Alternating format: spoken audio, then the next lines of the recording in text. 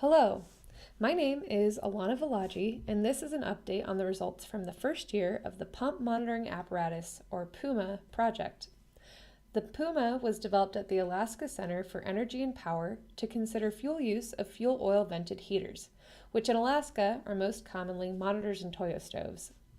By looking at fuel use, we can get a better idea of what individual comfort levels are, how we can save on fuel use, and give feedback to weatherization programs on the effectiveness of their treatments. The goal of this project is to get a better understanding of home heating. Even though heating is a significant portion of annual household costs, there is not a lot of data for individual homes. Some of the questions we're looking to answer with this project are how homes are heated. Do you start a fire in the morning? Do you have the house kept at a constant temperature throughout the day? What kind of heater do you use? Wood stove, Toyo stove, monitor. How much fuel do you use daily, monthly, and annually? And, if available, do you program your fuel oil heater in any particular way, such as economy or setback features? We saw 4 styles of heater in this study.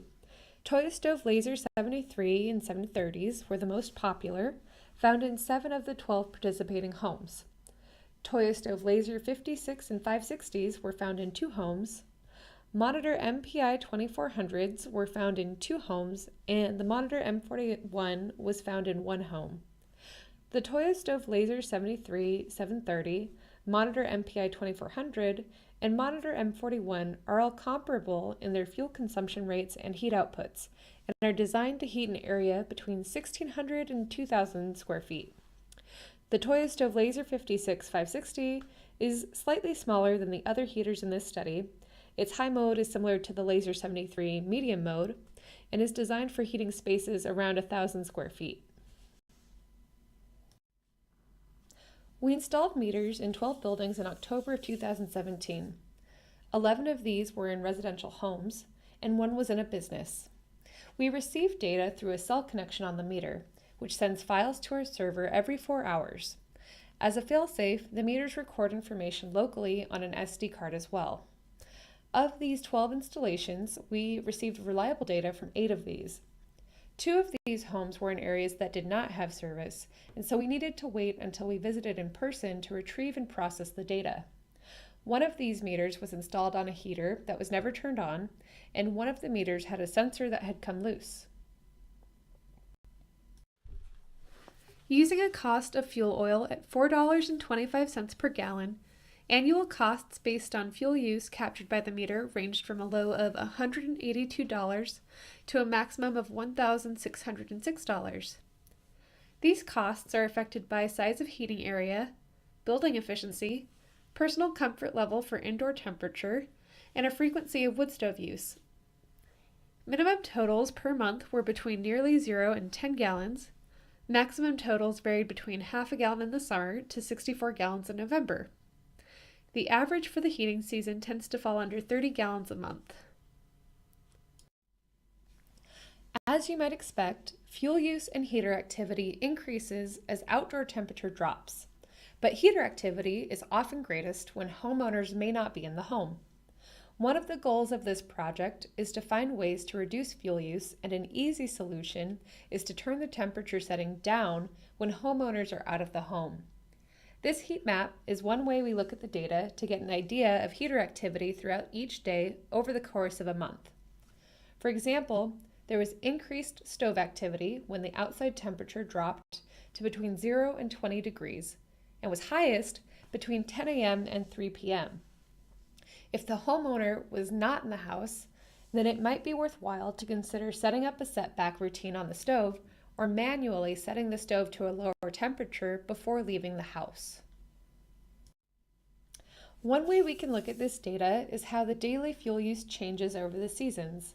For this, we considered winter as December, January, and February, spring as March, April, and May, summer as June, July, and August, and fall as September, October, and November. The high and low temperatures for each of these seasons is also shown. There was always at least one household that consumed no fuel at least one day of all the seasons. This may be due to turning down the stove before going out of town, a power outage, increased wood stove use, or warm outside temperatures. The average daily fuel consumption of all the seasons generally falls under 1 gallon per day. Months of lowest average fuel use were in the summer, when most days are above 60 degrees and may only drop near freezing at night. Many homeowners shut their stoves off completely in the summer. The highest daily consumption was 4.5 gallons in one day in January on a day that was negative 23 degrees outside. The daily rates of spring and fall were found to be very similar. The months of highest average fuel use were November and February.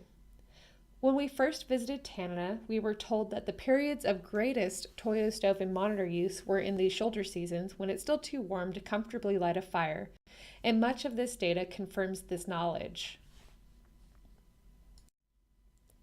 Another way we can look at this data is the average hourly consumption per month. Winter months are in blue, spring months are in green, summer months are in yellow, and fall months are in orange.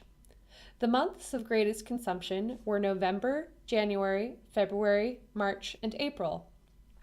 This again confirms what we were told by residents about the shoulder seasons being the period of highest oil stove use. December, October, September, and summer months are visibly lower. From this, we can also see that peak consumption tends to occur in the morning between 6 a.m. and 11 a.m. Looking at this again by season, we can see how fuel use varies throughout different periods of the day. Fuel use is greatest during daytime hours for winter, spring, and fall. It is second highest in the late night hours, likely when temperatures drop to their lowest point and fires started in the early evening may have died out. Fuel use is low in the morning and early evening, which may be due to many homeowners starting a fire when they wake up and when they come home for the day. Now the important question, what does this all mean in terms of cost? We used $4.25 per gallon as the cost of fuel oil and found that the average amount of fuel spent in the morning costs around 42 cents, fuel spent through the daytime costs 72 cents, fuel spent in the early evening costs 38 cents, and the cost of fuel spent in the night is near 91 cents. The average cost to heat a home is $2.43 per day. Less in the summer and a bit more in the winter, spring, and fall. Now, many homeowners are out of the home for a good portion of the day and might consider programming their stoves with a setback feature to reduce the fuel used during this time out of the home. We'll consider the Laser 73 and Laser 56 to go over the setback feature as an example. For Laser 73 and Laser 56, you can create one setback period. You'll slide the timer selector to the start setback position and then press the hour and minute buttons to the desired time. Then you'll slide the timer selector to the end setback position and set this time. Under Temp Select, slide the setback temperature selector to your desired temperature for when you are out of the home. Then push the auto switch to on. You'll see the on-off lamp start to flash before the auto switch light turns on. If you have any questions about this or have a different model of stove and would like some help talking about its setback feature, feel free to call or email me and I'll do my best to walk you through it. We can also compare the annual costs of heating with fuel oil by size of the space that's being heated. Small was considered between 100 and 200 square feet, medium as 250 to 300 square feet, and large as 400 to 550 square feet. Because there were only two small homes, these numbers were easily skewed by one home or the other. One of the homeowners had left for a significant part of the winter and returned in the spring, at which point they relied solely on their oil stove, leading to the unusual spike in April. This home also had a newer addition attached to the older original home, and although the home had seen some energy upgrades, it likely still has some drafty areas. It can be uncomfortable to heat a small space with a wood stove, and I think it would be reasonable to rely mostly on the oil stove in shoulder seasons. The homes with medium-sized heating areas saw the lowest annual costs. All of the medium and large homes in this study had wood stoves.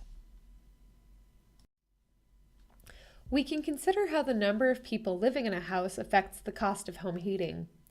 Several of the two-person households were single-parent, single-child households, and one of the homes was an older home built in 1950.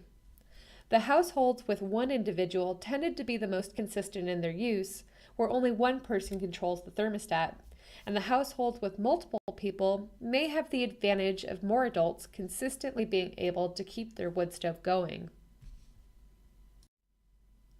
We can plot home fuel use per square foot against outdoor temperature to get a better idea of how cold it needs to be outside for a homeowner to want to turn their stove on. In this example, we compare similar households on their heating habits. Both of these homes use the same style of heater, are single-parent, single-child households, have a similar size heating area, and their stoves turn on near a similar outdoor temperature. However, one home uses half as much fuel as the other one. Looking back at the interviews we first conducted in October 2017, TAL 11, the blue household, had energy efficiency upgrades that TAL 7, yellow household, did not have. Looking further into the heating habits of the TAL 11 household that saved fuel, we can see how their daily pattern differs from TAL 7. These two plots show the rate of fuel consumption over the same 30 days in January. The TAL 11 heater varies between running on low, medium, and high, and the TAL 7 heater mostly runs on low and medium all day.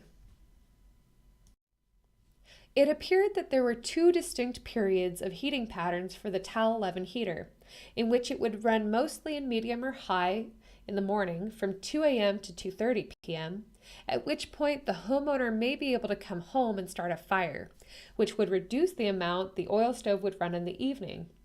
By starting a fire in the evening and by receiving home energy upgrades, the homeowner saved a significant amount of fuel.